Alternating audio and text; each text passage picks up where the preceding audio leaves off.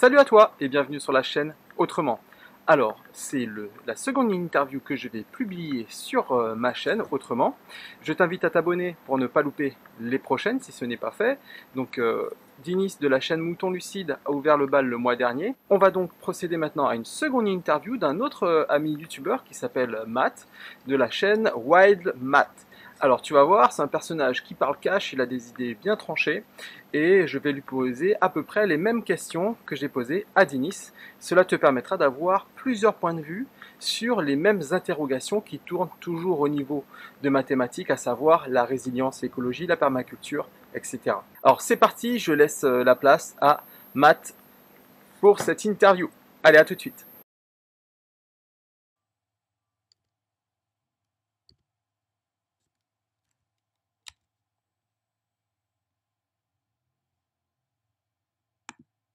Bon, je te contacte par la présente pour t'inciter à acheter ta nourriture en groupe avec tes alliés. Ou en tout cas au moins acheter en gros, même si tu es tout seul. Donc l'idée c'est que... Alors notre cher ami Nicolas nous a envoyé une interview. Donc je reprends ton mail et je t'envoie les questions. Alors Matt, peux-tu te présenter à mes abonnés ton parcours et ton thème YouTube? Donc Matt, 38 ans, mon parcours, il y a beaucoup à en dire.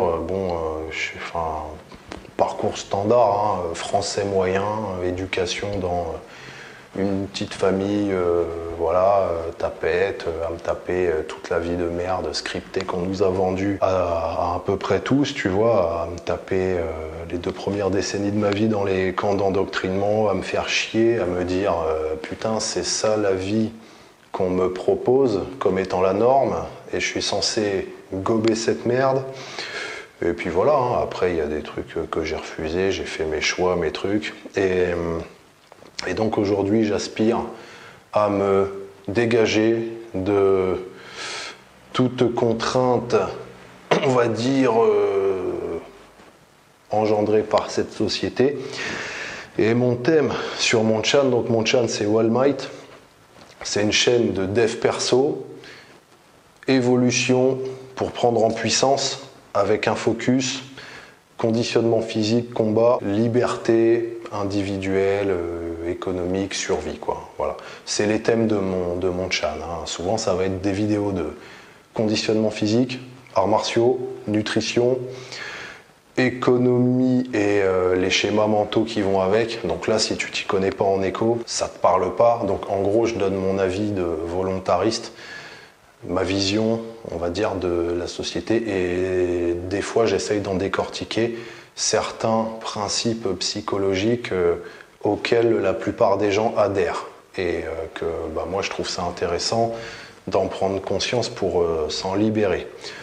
Et voilà, tu vois, par exemple, t'as reçu le mail que j'ai envoyé où je parlais de mes passages au tribunal par rapport au RSI qui me font du harcèlement juridique, et voilà, dans le but de s'attaquer à mon patrimoine, comme toujours. Et voilà, où je racontais que le juge m'a menacé, il a tenté un coup de pression, à me faire une manipulation misérable, quoi. Et donc, dans le mail que j'ai envoyé, je décortiquais ça, où j'expliquais pourquoi le mec, ce qu'il faisait, ça constituait une misérable tentative de me désarçonner et tout ça, tu vois, c'est ce genre de truc. Voilà pour le thème de mes vidéos, voilà. Et puis après, des fois, moi, mon YouTube, c'est un clan, en fait, on va dire, le but, c'est de parler à des gens comme moi et de leur filer des trucs que moi, je trouve intéressants pour prendre en puissance, pour se libérer. À quoi occupe ces journées un grand primate, ta journée type? Bouffer, training, dormir, étudier des trucs, lire des trucs, gagner de la thune, évidemment, et réfléchir à des stratégies en rapport avec tous les thèmes que je t'ai énoncés avant. Dans tes vidéos, au ton toujours très cash, c'est clair que pour toi, salariat égale asservissement. Comment vends-tu ton temps ou comment acquiers-tu ton indépendance financière? Bon, quand on parle d'indépendance financière, t'as les 2 pôles. Tu peux réduire tes besoins et augmenter tes revenus. Moi, j'essaye de travailler sur les 2 pendant ma jeunesse, on va dire, je travaillais surtout sur réduire mes besoins. Et je croyais que j'étais bon à ça d'ailleurs, hein. Maintenant, je me rends compte qu'en fait, non. Par rapport au level que j'ai maintenant et au potentiel que je vois, non, j'étais pas si bon que ça en fait.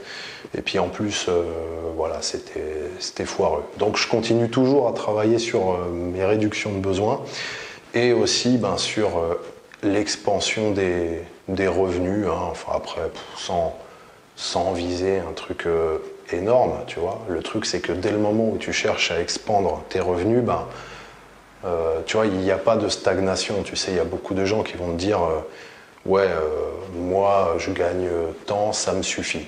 Mais il y a pas de ça me suffit. Dès le moment où tu commences à acquérir les skills pour être capable de générer du cash dans différents domaines, ça va monter tout le temps. Voilà. Même si c'est lent, même si ça se fait lentement, mais ça va monter tout le temps. Et donc, moi, pour ça, entrepreneuriat, je fais beaucoup de freelancing sur tout ce qui est métier du web, marketing. Moi, je suis à fond marketing. Avant, j'étais dans la sécurité en tant que salarié. Ce que je trouvais cool, hein, parce que ça me permettait d'étudier, en fait. Hein. Moi, j'aimais bien les postes où, en gros, soit j'étais tout seul, soit j'étais avec mes potes en équipe. Donc ça, c'était plutôt sur les postes sûreté et des fois protec. Et donc, j'étais payé pour lire. Et donc ça, moi, ça me plaisait bien parce que chaque jour de boulot, j'avais pas seulement cramé mon temps contre du cash, j'avais aussi appris des trucs. Donc ça me plaisait bien. Et puis, vu qu'il n'y avait pas non plus de création là-dedans, une fois que j'avais assez étudié, je me suis dit, allez, je vais me reconvertir. Et c'est là où j'ai commencé à étudier le marketing à fond et à faire du conseil et des prestats techniques dans ce domaine-là. Tu parles souvent de nutrition, prépa physique, muscu et par ailleurs tu es vegan. Explique-nous tout ça, car pour beaucoup, pour être balèze, il faut manger beaucoup de cadavres. Ouais, c'est un cliché qui date d'il y a 10 ans encore. Hein. Mais bon, là où je traîne dans les campagnes, ouais, il y a des mecs, tu vois, il t'explique que le mec qui mange pas de viande, il peut pas survivre, il va décrépir, devenir une merguez desséchée et péricliter jusqu'à la mort. Voilà. Donc ce qui compte c'est la calorie. Hein. En fait, moi quand je suis passé vegan, donc en plus je suis passé vegan au moment où j'avais laissé de côté les arts martiaux et où je me concentrais plus sur le conditionnement et surtout la muscu. Donc voilà. En fait, ce que j'ai remarqué, c'est que ce qui compte, c'est la calorie. Hein. C'est d'avoir les apports caloriques. Quand tu es vegan, en général, tu vas supprimer des trucs que tu veux plus manger, normal. Et puis, au début, il faut réapprendre tout. Donc, c'est un peu dur de les remplacer. Donc, il y a une perte calorique. Et c'est juste ça qu'il faut combler. Hein. Il faut travailler sur ça. Dès le moment où tu as le même apport calorique en tant que vegan que non vegan, c'est pareil. Après, niveau nutri, de toute façon, tu vas avoir tes macros, tu vas avoir tes protes, hein, les fameuses protes et tout, voilà, il y en a dans les végétaux aussi. Niveau valeur biologique, selon ce que tu bouffes, c'est quasiment équivalent. Il y a certains grains où même c'est supérieur à ce que tu peux avoir dans la viande. Donc le côté prot, c'est pas un problème. C'est souvent par rapport aux prot que les mecs se disent ouais, c'est pas possible et tout, je vais plus avoir de prot, je vais crever, je vais pas progresser et tout ça. Non, moi j'ai progressé en faisant en plus ma transition vegan. Pas les 6 premiers mois, au début c'était chaud, il a fallu tout réapprendre et tout. Après, une fois que j'étais à peu près réadapté, j'ai progressé normal. Hein. Je faisais mes entraînements et puis ma foi, hein, c'était ok. Hein. Donc voilà, c'était vraiment un test. Je savais pas ce que ça allait donner. Je connaissais personne d'autre qui faisait ça. J'étais tout seul. Je me suis dit voilà, je vais faire vegan. Je voyais sur internet qu'il y en avait qui le faisaient aussi. Enfin bon, après moi les mecs, je les connaissais pas, tu vois. J'ai fait mon truc et puis voilà. Hein. Il y a un temps de réadaptation, donc ça peut paraître difficile. Il faut pas le nier. Et voilà. Hein. Après c'est comme ça. Hein. De toute façon, dès le moment où tu as la conscience que c'est intolérable de cautionner des tortures d'animaux comme ça en injectant des thunes dans ce business, c'est facile. Dès le moment où tu as cette conscience-là, ben, tu peux de toute façon plus continuer à bouffer des animaux. Et puis, tu te réadaptes hein, par la force des choses. Après, enfin, tu te réadaptes automatiquement, on va dire. Voilà. Après, ça peut aussi être fait dans l'autre sens, le mec qui va doucement et tout. Moi, j'ai eu certaines étapes aussi. Bon, c'était des grosses étapes. Voilà. Et bon, ça s'est fait assez rapidement quand même. Donc, 0 bidoche dans ton assiette. Tu consommes donc plus de végétaux. Les produits tuent. Oh que non. En fait, je suis mauvais en culture de légumes. Hein. C'est un sujet que je trouve vraiment cool et tout. J'aime bien. Sauf que pour l'instant... Même si je m'éclaterais à le faire, je ne le fais pas parce que vu que pour apprendre toutes ces compétences, ça prend pas mal de temps, bah en fait j'ai d'autres priorités avant ça. Par contre, une fois que j'aurai fait, ouais, la culture, ça va devenir ma priorité et je vais vraiment me mettre à fond dedans. Voilà. Bon, en plus, j'ai vu ce que tu faisais sur tes vidéos avec les systèmes aquaponiques et tout. Tu m'as un peu expliqué avec les systèmes Venturi et tout. J'ai été voir ce que c'était, j'ai kiffé. Hein. Donc, ouais, je vais m'y mettre, il n'y a pas de souci. Voilà. Pour l'instant, je fais juste des tests. Je fais des boutures de petits arbres, des goji, des trucs comme ça. Je fais des... Voilà, je bouture, tu vois, j'ai un coin chez moi, plantes aromatiques avec menthe, persil, voilà, toutes ces conneries, citronnelle et tout. Et les tomates, voilà, je teste un peu des tomates, mais voilà, ça va pas très loin, c'est mauvais. Ce que je fais, c'est bof. Tu as une réflexion sur toutes tes dépenses, rasoir à l'ancienne, dentifrice, sur-emballage, tout ça. Quels sont les avantages financiers? Bah, c'est que tu dépenses moins si tu as une réflexion sur tes dépenses. Enfin, soit que tu dépenses moins, soit que tu dépenses mieux, parce que des fois, faut pas vouloir réduire à tout prix les dépenses, parce que la thune que tu donnes, des fois, enfin, si tu la donnes, elle est censée t'apporter beaucoup plus. Donc, en fait, le but, ce serait de dépenser le plus possible de façon stratégique. Voilà. Moi, j'aime pas dépenser ma thune. Si j'ai des sous, j'aime bien les dépenser tout de suite pour pouvoir profiter tout de suite de la valeur que représente ce fric. Et bon, évidemment, voilà, on évite de dépenser dans des conneries, des trucs trop consommables et tout ça. Alors là, tu parlais des rasoirs à l'ancienne et tout. Ça, c'est pas tant pour une question de dépenses d'économie financière ou quoi, c'est plus pour la simplicité, c'est le côté minimalisme. Avoir voilà, un seul rasoir et puis tu changes juste les lames. Dentifrice, bon, ouais, c'est pareil, c'est pour pas dépendre d'un fabricant de dentifrice. Et puis, en fait, tu sais quoi, le dentifrice, t'en as même pas besoin. Hein. Tu peux te laver les dents à l'eau, hein, ou tu prends de la terre, tu vois, tu te laves avec, enfin, de la terre, de l'argile, quoi. Et voilà, pas du dirt dans lequel tu mets tes poireaux. Voilà. Bon, après, moi, je suis vegan, quasiment paléo. Donc, bon, c'est sûr que par rapport à un mec qui s'envoie du junk tout le temps, t'as pas forcément les mêmes exigences en termes de détartrage de la mâchoire. Un peu de légèreté, question à la Hardisson, si tu devais te réincarner, tu serais plutôt... Non mais, je vais pas me réincarner en fait. T'as vu la vie de merde qu'on se tape? Sérieux? Non, c'est mort, attends. Déjà, je m'occupe de cette vie-là qui est assez chaotique comme ça, hein. Et puis voilà, moi quand j'ai 50-60 ans, je me bute et puis c'est bon, on arrête là. Déjà je commence à être fatigué, qu'est-ce que tu veux que j'aille me réincarner en plus? Un morceau qui définirait le mieux ta façon de penser, tes espoirs et tout ça. On va dire ce serait Your Kid is Deformed de Anal Cunt.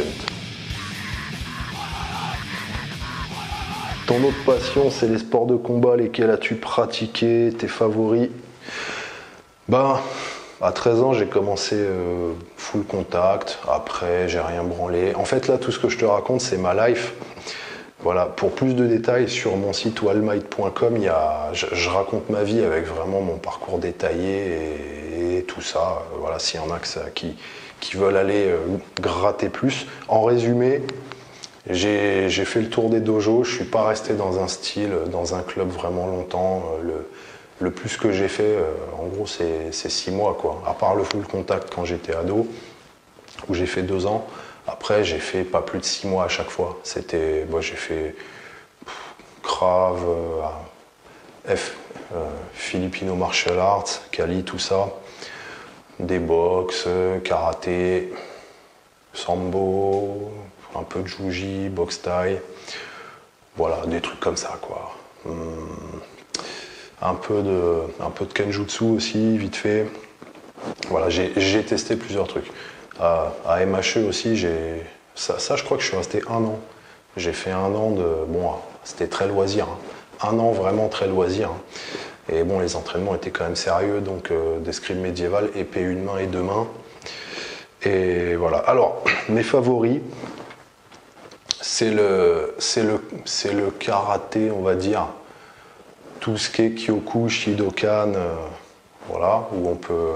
Enfin, en Kyoku, on ne peut pas s'attraper, tout ça, donc c'est un peu faussé, mais on va dire, j'aime bien la façon de travailler du karaté. Et après, en arts martiaux, vraiment, pour être efficace et tout, j'aime bien certains éléments de système du Krav. Le Let Way, c'est une boxe birmane. Et l'eskrima. Voilà, donc couteau, machette, stick, c'est le système philippin. Lequel conseillerais-tu à un débutant? Débutant ou pas, en fait, c'est pareil. Ça fait pas partie des paramètres pour choisir un type d'entraînement. Voilà, il y a d'autres paramètres. J'avais fait une vidéo de ça, je crois, qui s'appelle quel art martial choisir, où je parlais de comment choisir son sport de combat selon ce que tu veux. Donc ça dépend de combien de temps tu as pour t'entraîner à ça, combien de temps tu veux y consacrer, selon que ça va être un sport spécifique ou complet. Et le côté aussi, dans quelle mentalité tu es. Est-ce que tu veux vraiment du réel pour aller dans la rue? Est-ce que tu es un pro qui bosse dans la sécurité, ce genre de truc? Ou t'aimes bien juste, enfin, ou t'aimes plutôt le côté, je veux voir comment ça marche, de faire des clés, de casser des membres ou de mettre des coups, la biomécanique derrière tout ça, voilà, ça m'intéresse, tu vois, ce genre de truc. Ça, faut le prendre en compte parce que c'est très différent selon ce que tu vas faire. Et après, dernier truc, le plus important, c'est le style. Ok, c'est important, il y a des tendances dans les styles. Après, à moins que tu habites dans une ville où tu as accès à tous les styles, donc là tu peux vraiment choisir, tu peux te dire je veux faire ce style-là. Et encore, il ne faut pas non plus être trop fermé, il faut aller tester les clubs parce que ça dépend de quel mec tient ça, comment il fait son truc. Voilà. Tu peux avoir des clubs d'un même style, un qui va avoir une logique business, il fait venir du tout venant dans son club, il essaye de plaire à tout le monde, ça ressemble à rien. Tu vas te retrouver à t'entraîner avec des mamies de 50 ans qui viennent comme ça, comme elles auraient pu aller au ping-pong, juste parce que Monique, sa voisine, lui a dit que c'était bien. Et puis tu as des clubs où ça arrache et ça va être sérieux et ça va progresser et ça va taper et ça sélectionne, c'est sélectif. Donc voilà. Puis si tu habites dans un endroit où il n'y a pas tous les styles, où voilà, c'est un peu le désert au niveau des clubs, là il faut faire le tour et aller essayer là où c'est le mieux pour toi, parce que ça dépend de plein de trucs aussi, selon le style. Quelle a été l'étincelle qui a mis le feu en toi? Qui t'a fait sortir du rang afin d'être le plus libre possible? J'ai pas eu d'étincelle, en fait. Voilà. Le feu en moi... Je crois pas que j'ai le feu en moi, en fait. Je suis pas quelqu'un de très... comment on dit? Fiery tempered. Je suis calme, je fais mon truc, ça avance et puis voilà quoi. Bon après oui, j'étais rebelle quoi. Il y a des trucs qui étaient inacceptables que j'ai toujours refusé. Après ça s'est pas fait par une étincelle, tu vois, c'était pas genre l'histoire à la japonaise où t'es un gars tranquille, tout pété, un vieux mec random chez toi et il y a des yakuza qui t'attaquent, ils brûlent ta maison, ils te coupent une main et après du coup tu deviens... Voilà, tu te mets à t'entraîner avec le grand maître vénéré du coin et tu deviens super fort et tu vas tous les buter. Non, ça s'est fait par étapes. Tu vois, t'as 2 ans, tu vois que ta vie c'est de la merde. T'as 3 ans, pareil. Et puis comme ça jusqu'à 40 ans. Et puis du coup tu t'adaptes. T'essayes de survivre dans tout ce merdier et puis tu développes des stratégies, ma foi. Après, le but c'est d'évoluer le plus vite possible et puis on en revient au thème de Monchan, prendre en puissance pour sortir de tout ça. Pour toi, la résilience est-elle la clé vers la liberté? Je vais arrêter cette interview maintenant car elle dure dans sa version complète plus de 30 minutes. Si tu veux la voir dans son intégralité, avoir donc le reste des questions, pas de problème. Tu trouveras un lien dans le descriptif, il te suffit de t'inscrire et tu feras partie de mes contacts privilégiés, de mes contacts privés. Et je t'enverrai d'ici 48 heures la version complète de cette interview. Alors tu sais ce qu'il te reste à faire si tu veux voir cette vidéo au complet. Abonne-toi pour ne pas louper les prochaines vidéos que je vais publier et les autres interviews. Je te dis à très bientôt et n'oublie pas, la résilience c'est la clé vers la liberté. Ciao!